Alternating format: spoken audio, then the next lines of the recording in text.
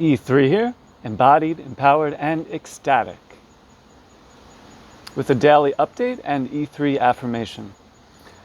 All right, so this has been an amazing practice, going through the extreme situation of glioblastoma, stage 4 brain cancer, multiple head infections, multiple head surgeries, multiple grand mal seizures, multiple times very, very, very close to death. So it's a beautiful practice to be in the story, it's a story. To be in the story, but also to take a step back and not identify and not stay stuck to the story. But I figure since God and my soul chose to have this experience and be a part of this story, why not use the story to bring in more love into my own life and into the life of those around me? So I'm doing my best to practice foundational principle number 7, letting go of what I don't have control over. And then also doing my best to only allow in energies that support my unique vibration, my unique flow state, and my unique life purpose. So, back to the story. I'm trying to observe what's happening without overlaying language on top of it, especially unconsciously. And if I overlay language or meaning onto the situation, I'm doing my best to overlay language and meaning that supports my unique vibration, my unique flow state, and my unique life purpose. So every single day, I'll just go over a little bit of what a typical day is like for me. Well, there is no typical day because every day is different. When there was an apartment fire on August 8th, that was a different day, requiring a different amount of presence. I didn't have any seizure medication on me at the time, but the ambulances were there and the fire department was so loud and bright, and I had to use all of my resources to prevent a seizure from happening, which I did, which was awesome. So yeah, as far as what my days are like, very different. There's extreme pain all the time. In the past 3 weeks, I started to notice more numbness and weakness on the left side of the body. This is the left side. Luckily, I can still move it, but I have to really, I have to move my left arm, and I have to try really hard, and I have to pay attention. If I'm not paying attention to the left side of the body, I've been bumping into things, and it's not good. So every day, extreme pain, sometimes extremely extreme pain in my head. And then recently, since around 3 weeks ago, noticing weakness and numbness on the left side of the body. And then I discovered, we did an MRI in the hospital, and they saw a new tumor growth. So there's a tumor on the right side of the brain pressing against the nerve, causing weakness and numbness and moving towards what feels like would be paralysis if it got worse. Like it's just going to shut off. At times I can't pick up things with my left hand. If somebody touched my right leg and left leg with the same amount of pressure, the right leg would be 100%, left leg around 45%, sometimes even less depending on where you touch the left side of the body. Same thing with the left arm. And so yeah, it's a beautiful practice in noticing the story, noticing the 3D sensations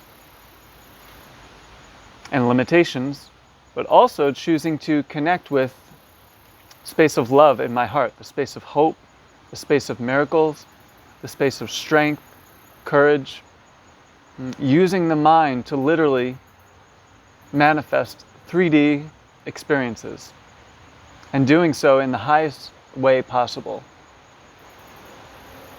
So not acting out of fear, easier said than done. Or is it? Which is easier, acting out of fear or love? Well, I found for the first few moments, it's much harder. We have to face that resistance, face the fear, and then come back to love. And then the next moment, the same thing. So that's what I'm experiencing here in my life. Facing death every single day, facing extreme pain that painkillers don't even touch. I started Rick Simpson oil 2 days ago, I think 3 days ago. each day doing a slightly higher dose. So eventually I'm going to get up to higher doses and really go after this tumor, go after the pain, let them both release and give them both gratitude for being in my life. What else? So yeah, just doing as many practices as I can. I'm going to do a 2-hour session of pulse electromagnetic frequency. It's a table, it's a PEMF table. It's pretty amazing. And then on Friday, in 2 days, or tomorrow, I'm going to do hyperbaric oxygen therapy. And I'm going to get as many treatments as I can each week. Hyperbaric chamber, as soon as I have access to it, I'm going to begin intravenous ozone therapy, coffee enemas every day, the most alkalizing diet I can experience, really potent green juices like dandelion, parsley, cilantro, turmeric, burdock if I can get it, maybe just a little bit of lemon, garlic.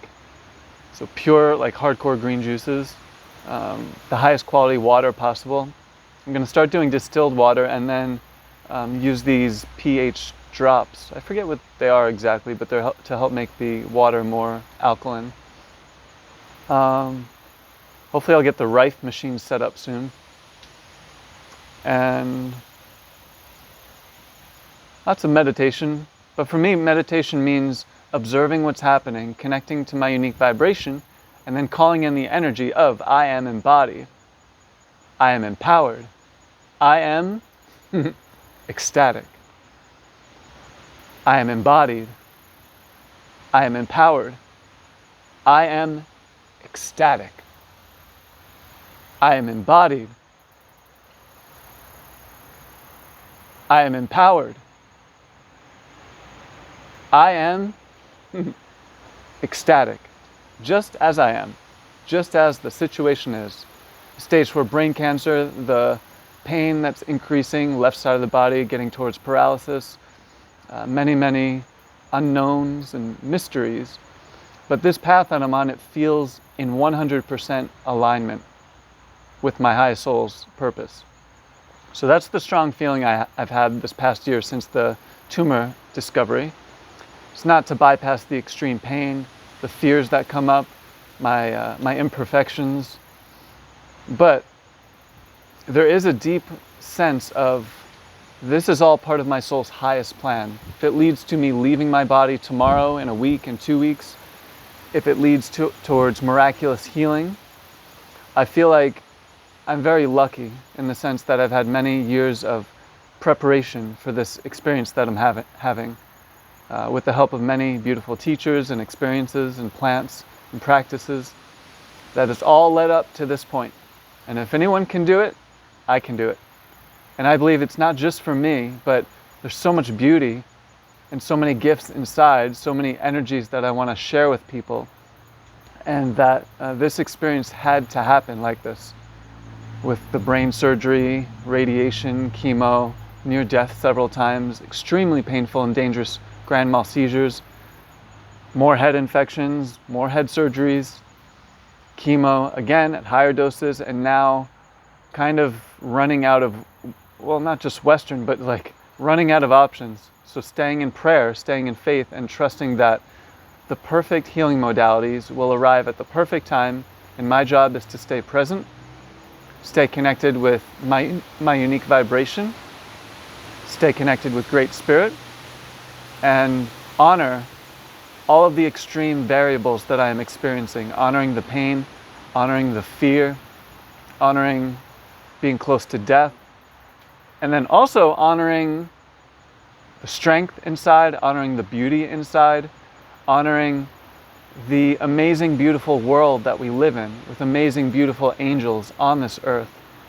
and honoring the reality that miracles are real, that energy is real, and that as long as I am breathing, as long as I am here, there's not only just hope, but there's unbelievable hope.